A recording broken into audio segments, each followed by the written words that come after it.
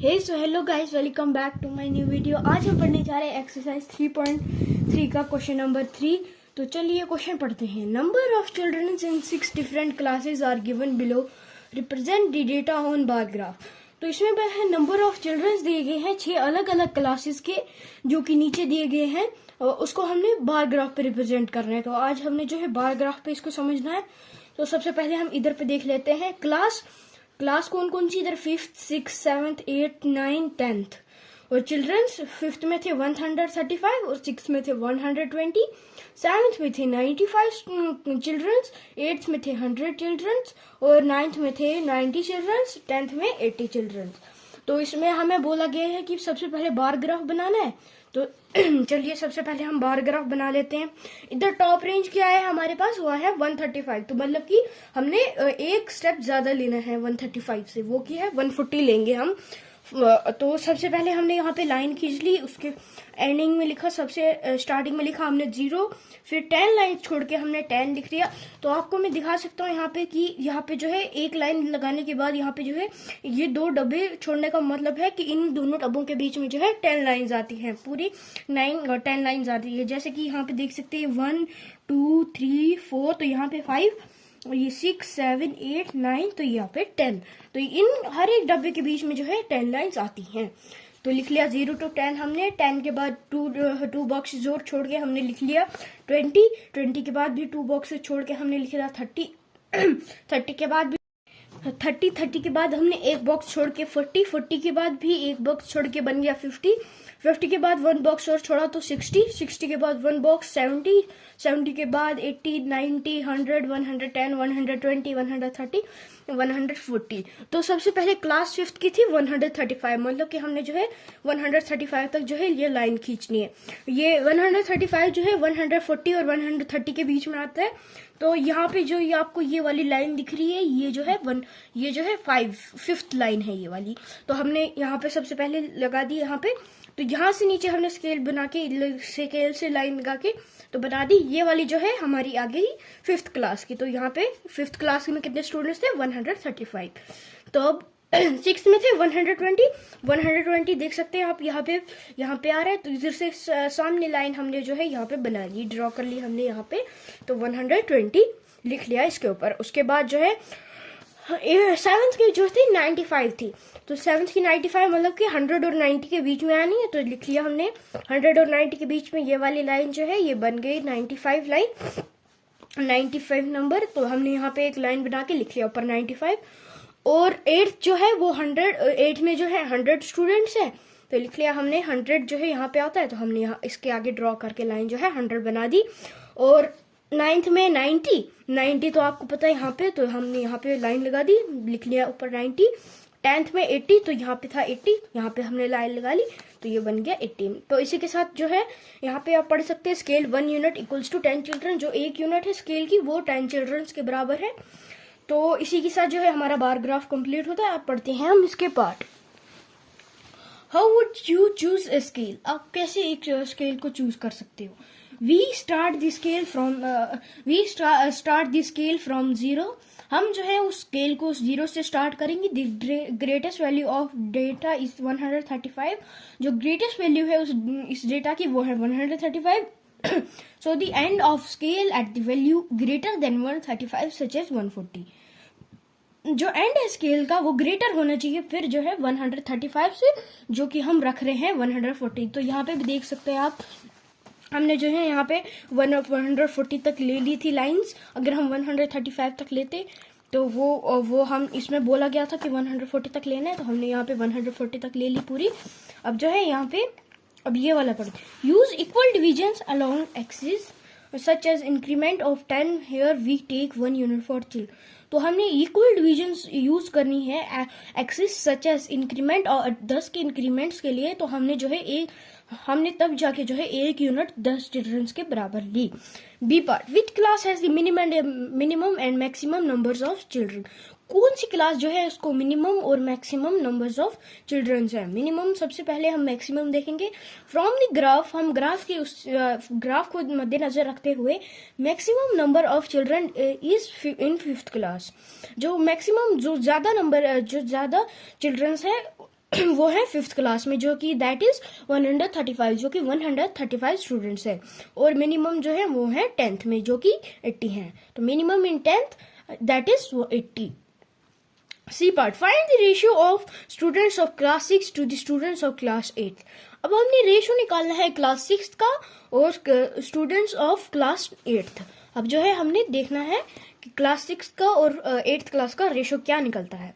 Solution, number of students in class 6, कितने number of students थे class 6 में, वो थे 120। और number of students in 8th class में कितने स्टूडेंट्स थे, वो थे 100। तो लिख लिया हमने 100। यहाँ पे रेशियो निकालने के लिए सबसे पहले हमने जितने भी स्टूडेंट्स हैं उनको सबसे पहले लिखाना है number of students in 6th class, कितने स्टूडेंट्स थे 6th क्लास में, और number of students 8th class, वो 8th क्लास में कितने स्टूडेंट्स थे। तो लिख लिया हमने number of students in 6th class upon number of students in 8th class. तो वो थे 120 अपॉन में 100।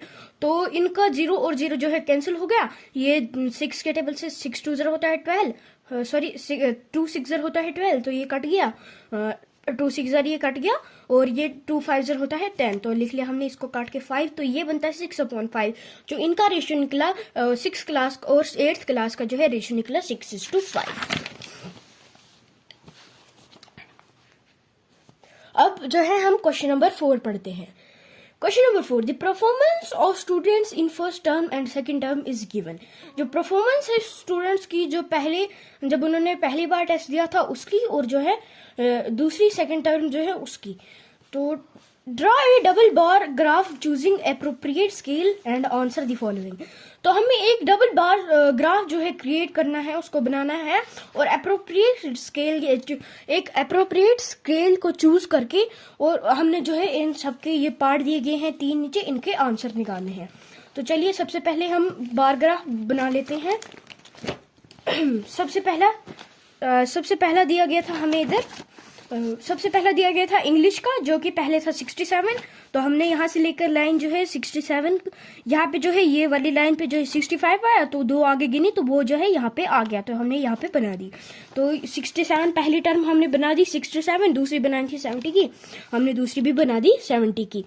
70 के नीचे हमने लिख दिया ये थी इंग्लिश की जो है ये, तो हमने लिख लिया यहाँ पे इंग्लिश। अब दूसरी थी हिंदी की, जो सबसे पहले पहली टर्म जो है उसमें 72 लाए, तो हमने जो है यहाँ तक बना लिया 72। 2 लाइंस थी यहाँ पे दी गई, हमने जो है वहां पे 72 बना लिया।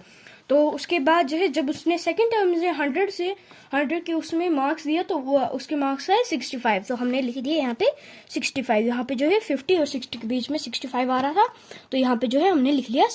अब दूसरी दी गई है हमें हिंदी की, तो सबसे पहले हम देख लेते हैं हिंदी के पहले उसमें मार्क्स जो है उसने 72 लाए, तो लिख लिया हमने यहाँ पे 72। यहाँ पे जो है हमने 80 और 70 के बीच में जो है 72 आता है, तो हमने यहाँ पे जो है 70 के बाद 2 लाइंस और आगे ऐड करके जो है हमने यहाँ पे बना दिया 72 का। उसके बाद जो है उसने सेकंड टर्म में जो है 65 नंबर्स लाए, तो वो आते हैं 60 और 70 के बीच में। तो यहाँ पे जो है आपको ये बड़ी यहाँ पे जो है दिख रही होगी आपको ये लाइन, तो ये है 5th की लाइन, तो यहाँ पे जो है हमने लगा दिया यहाँ पे 65। तो उसने जो है हिंदी में 72 जो है उसने पहली मार्क्स लाए, उसके बाद जो है दूसरी टर्म में जो है उसने 65 लाए। अब मैथ्स में जो है उसने सबसे पहले जो है कितने मार्क्स लाए, उसने पहले टर्म में जो है 88 मार्क्स लाए।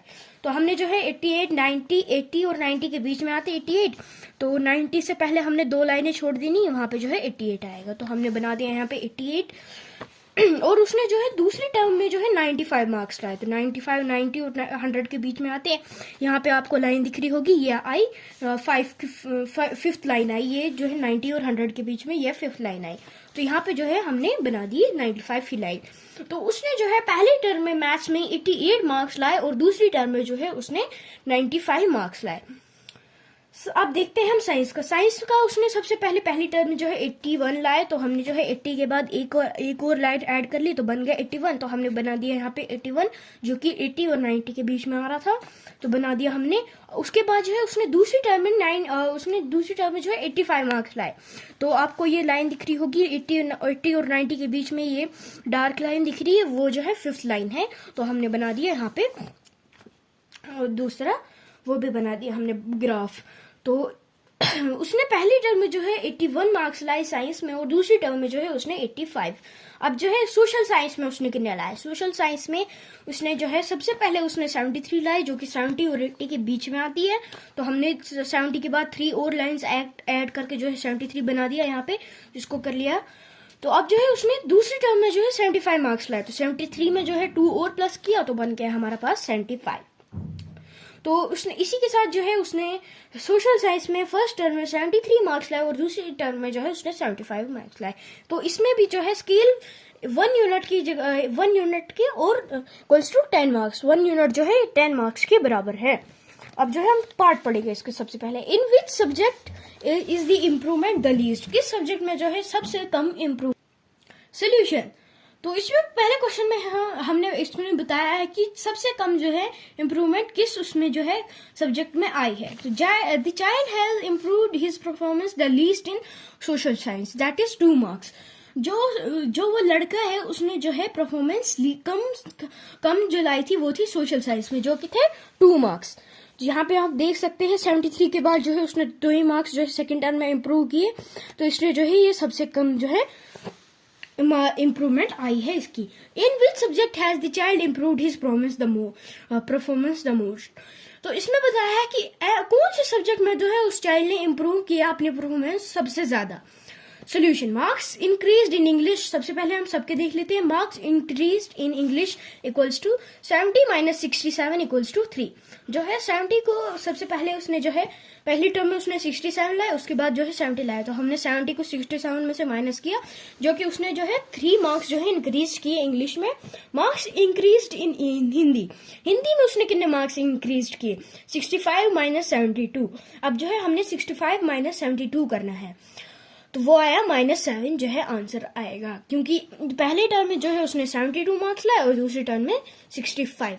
तो इसी के साथ जो है इसका आंसर जो है -7 आता है।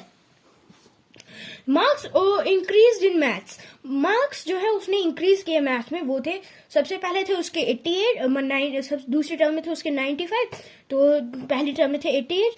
95 माइनस 88 इक्वल्स टू 7। जो है उसने मैथ्स में जो है 7 मार्क्स जो है इंक्रीज किए। Marks increase in science. जो मार्क्स उसने साइंस में कितने इंक्रीज किए? पहली टर्म में थे 81, दूसरी टर्म में थे 85। 85 माइनस 81 हो गया। उसने जो है 4 मार्क्स जो है साइंस में जो है इंक्रीज किए। मार्क्स इंक्रीज्ड इन सोशल साइंस। जो आप बता रहा है कि कितने मार्क्स जो है सोशल साइंस में उसने इंक्रीज किए। 75 माइनस 73। अब जो है पहली टर्म में उसने 73 लाए थे, दूसरी टर्म में 75, तो हमने दूसरी टर्म से पहली टर्म को माइनस करना है, तो वो आया 2, जो उसने 2 मार्क्स जो है इंक्रीज किए थे सोशल साइंस में। Has the child improved his performance in maths the most, that is 7 marks. जो उस चाइल्ड है उसने अपनी परफॉर्मेंस इंक्रीज की है, अपनी परफॉर्मेंस इंप्रूव की है, वो की थी उसने मैथ्स में, जो कि है 7 marks. Third part, has the performance gone down in any subject? ये बता रहा है कि जो परफॉर्मेंस है उस लड़की की वो किसी सब्जेक्ट में गिर गई है। Yes, the performance has gone down in Hindi. जो परफॉर्मेंस है उसकी वो कम हुई है हिंदी में, जो कि है -7 मार्क्स। तो आज के लिए इतना ही, कल मिलते हैं, बाय।